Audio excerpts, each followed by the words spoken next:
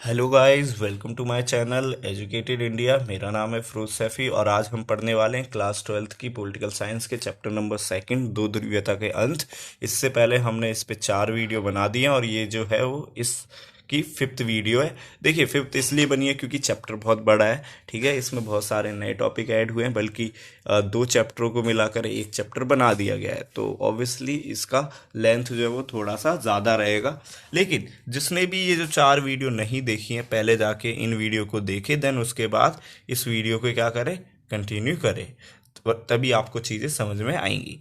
चलिए अब हम अपने नेक्स्ट टॉपिक पर बढ़ते हैं। हमारा जो टॉपिक, तो गाइज आज का जो टॉपिक है हमारा वो है शॉक थेरेपी की विशेषताएं क्या थी, यानी फीचर्स। तो लास्ट वीडियो में मैंने आपको बताया था शॉक थेरेपी के परिणाम, और अब हम पढ़ने वाले, सॉरी परिणाम नहीं, मैंने बताया था कि शॉक थेरेपी क्या थी। तो जिसने भी वो नहीं देखी है पहले जाके देख ले, देन उसके बाद इस वीडियो को कंटिन्यू करे। तो मिल्कियत का प्रारूप, प्रमुख रूप जो था वो था यहाँ पर निजी स्वामित्व, ये इसकी एक विशेषता थी। यानी सारी चीज क्या हो गई थी, प्राइवेट हो गई थी। क्या हो गई थी, प्राइवेट। तो आपको ये याद रखना है। और सेकंड आप देखेंगे, राज्य की संपदा का निजीकरण कर दिया गया था। ऑब्वियसली गवर्नमेंट की जितनी भी चीजें थी वो सब क्या कर दी थी, प्राइवेटाइज कर दी थी। और सामूहिक फार्मों की जगह अब क्या हो गए थे, निजी फार्म हो गए थे। यानी पब्लिक जो फार्म थे उसकी जगह अब प्राइवेट फार्म हो गए। और मुक्त व्यापार व्यवस्था को अपनाया गया। मुक्त व्यापार व्यवस्था क्या होती है, जिसमें कोई देश अपनी इकोनॉमी को दूसरे देशों के लिए क्या कर देता है, ओपन कर देता है बिजनेस करने के लिए। इसी को हम ओपन मार्केट भी कहते हैं। और मुद्राओं की आपसी परिवर्तनीयता भी यहाँ पर हुई थी, यानी कि परिवर्तन आया था उसकी। रूबल आपको याद होगा, क्या थी मुद्रा, रूबल। पश्चिमी देशों की आर्थिक व्यवस्था से इसको क्या कर दिया गया था, जोड़ दिया गया था अर्थव्यवस्था को। रूस ने अपनी पूंजीवाद के अतिरिक्त किसी भी वैकल्पिक व्यवस्था को स्वीकार नहीं किया गया था। तो ये सारी चीजें आप इसकी विशेषता में लिखेंगे। बाकी इंग्लिश में भी है, तो जो इंग्लिश मीडियम के बच्चे हैं वो यहाँ से इन पॉइंट्स को क्या करें, नोट कर ले। ठीक है, देन अभी हम चलते हैं अपने नेक्स्ट वीडियो, मतलब नेक्स्ट टॉपिक पे। तो शॉक थेरेपी के क्या परिणाम लिख ले। शॉक थेरेपी रिजल्ट, तो पूर्णतः क्या रही है, असफल रही। रूस का औद्योगिक ढांचा जो था वो क्या हुआ था, चरमरा गया, यानी कि पूरी तरीके से तहस नहस हो गया। और जो रूस की मुद्रा थी रूबल, उसमें भी क्या हुआ, बहुत ज्यादा गिरावट आई। और सामाजिक कल्याण की पुरानी व्यवस्था जो थी, जो पहले से चलती आ रही थी, वो भी क्या हो गई, नष्ट हो गई। और आप देखेंगे कि रूस में उन 90% उद्योगों को निजी हाथों और कंपनियों द्वारा औने पौने दाम, यानी कि छोटे मोटे दामों पर बेचा गया, जिसे इतिहास की सबसे बड़ी गैराज सेल कहा जाता है। क्या कहा जाता है, गैराज सेल कहा जाता है। ठीक है, आपको ये याद रखना है। इसके अलावा आर्थिक विषमता बढ़ी, यानी आर्थिक संकट आ गया, खाद्यान्न संकट हो गया। और साथ ही साथ माफिया वर्ग का भी यहाँ पर क्या हुआ, उदय हुआ। और कमजोर संसद व राष्ट्रपति को अधिक शक्तियां, जिससे सत्तावादी राष्ट्रपति शासन यहाँ पर लागू हो गया। इससे राष्ट्रपति जिम्मेदार नहीं रहा किसी भी चीज के लिए। तो चलिए आगे बढ़ते हैं। ये इंग्लिश में है, तो जिन बच्चों का इंग्लिश मीडियम है वो इन पॉइंट को नोट जरूर कर ले, और हिंदी मीडियम वाले भी करें। ठीक है, सिर्फ इंग्लिश मीडियम वाले ही नहीं करेंगे। चलिए, तो नेक्स्ट टॉपिक है संघर्ष व तनाव में संघर्ष व तनाव में पूर्व सोवियत संघ के क्षेत्र, territories of the former Soviet union in conflict and tensions. Obviously title से आपको पता चल रहा होगा कि हम इनमें किन कंट्रीज की बात करने वाले हैं। यानी वो कंट्रीज जो पहले सोवियत संघ का हिस्सा थी और बाद में अलग हो गई, तो उनमें कुछ विवाद हमको देखने के लिए मिलते हैं। उन्हीं विवादों को हम यहाँ पर देखेंगे। तो पहला पॉइंट है, संघर्ष व तनाव के क्षेत्र पूर्व सोवियत संघ के अधिकांश गणराज्य जो थे आशंका वाले क्षेत्र है। इन देशों में बाहरी ताकतों की काफी दखलंदाजी बड़ी है, यानी अमेरिका, चाइना जैसी कंट्रीज। रूस के दो गणराज्य अगर आप देखेंगे, चेचन्या और दागिस्तान में हिंसक अलगाववादी आंदोलन चले, यानी कि चेचन्या और यहाँ पे सेपरेटिस्ट मूवमेंट चले। ये चेचन्या है, ठीक है, ये चेचन्या, ये दागिस्तान। ठीक है, अलग हो गए बाद में रूस से ही।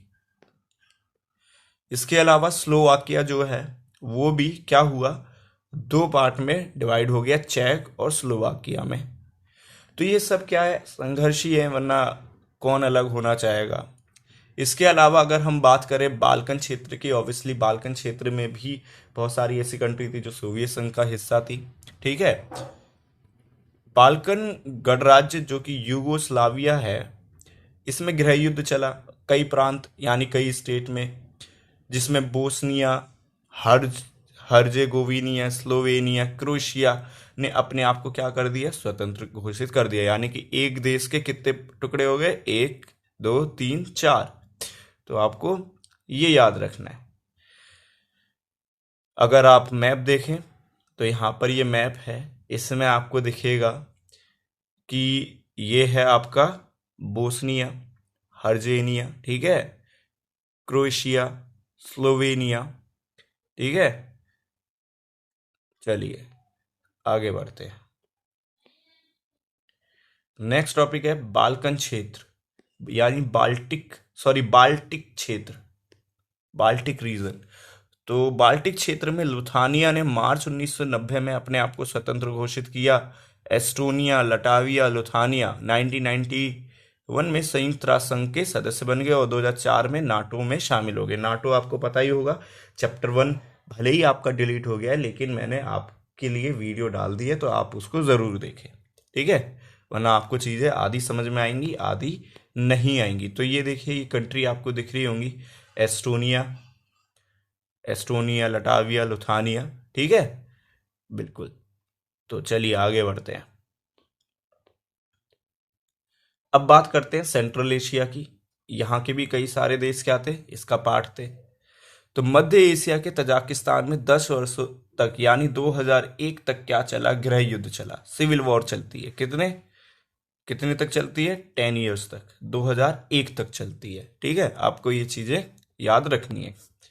और अगर मध्य एशिया की देशों की बात करें तो इसमें कजाकिस्तान, उज्बेकिस्तान, तुर्कमेनिस्तान, ताजिकिस्तान और किर्गिस्तान आते हैं, ठीक है। इसके अलावा और भी हैं, अजरबैजान है आपका, अर्मेनिया, यूक्रेन, किर्गिस्तान, जॉर्जिया भी क्या रहे, साथ ही साथ गृह युद्ध की स्थिति में रहे। और आपको पता होगा आज के टाइम पर, प्रेजेंट में जब मैं ये वीडियो बना रहा हूँ, तो आज के टाइम पर सिविल मतलब वॉर चल रही है रशिया और यूक्रेन में, आपको पता होना चाहिए being a political science student, ठीक है। चलिए, अजरबैजान आपको दिख रहा होगा ये मैप पर, अजरबैजान है, ठीक है, अर्मेनिया है, ठीक है, जॉर्जिया है, ठीक है, ये सब रशिया के आपको नीचे देखने के लिए मिलेंगे, ठीक है, कैप्सियन सी के पास। आपको ऐसे लोकेशन याद रखनी है। तो मध्य एशियाई गणराज्यों में पेट्रोल के विशाल भंडार हैं। क्या है, यहाँ पर पेट्रोल बहुत ज्यादा है, ठीक है, और इसी को लेके यहाँ पे क्या होते रहते हैं, युद्ध होते रहते हैं, ठीक है। इसी कारण जो बाहरी ताकत है, यानी कि अमेरिका, चाइना जैसी, रूस जैसी जो देश है, वो क्या करती है, यहाँ पे कंपटीशन करती रहती है और एक दूसरे को क्या करती है, हराती है, यानी वॉर लड़ती रहती है। अगर आप पेट्रोलियम वाली कंट्रीज को अगर देखेंगे पूरे वर्ल्ड में, तो सबसे ज़्यादा आपको दिखेगा मिडल ईस्ट में पेट्रोल, ठीक है, ये जो रेड वाला पार्ट है। देन उसके बाद आपको ये साउथ अमेरिका जो है, ठीक है, सेंट्रल एंड साउथ अमेरिका में आपको पेट्रोलियम ज़्यादा देखने के लिए मिलेगा। देन 7% आपको ये अफ्रीका का कुछ पार्ट है, ठीक है, यहाँ पर देखने के लिए मिलेगा। और फिर 5% पेट्रोलियम आपको नॉर्थ अमेरिका, और 4% ये चाइना और जो इंडोनेशिया, मलेशिया जैसी कंट्रीज़ हैं वहाँ पर देखने के लिए मिलेगा। और बाकी का जो बचता है वो वेस्टर्न यूरोपियन, ठीक है, और 5% ये ईस्टर्न यूरोपियन और फॉर्मर यूएसएसआर कंट्रीज़ में आपको देखने के लिए मिलेगा। तो चलिए आगे बढ़ते हैं टॉपिक में। तो गाइस टॉपिक ये जो पूर्व साम्यवादी देश और Bharat, farmer communist community countries and India वाला जो टॉपिक है, इसको हम नेक्स्ट वीडियो में क्या करेंगे, समझेंगे। तब तक आप वीडियो को लाइक करें, चैनल को सब्सक्राइब करें। Thank you for watching.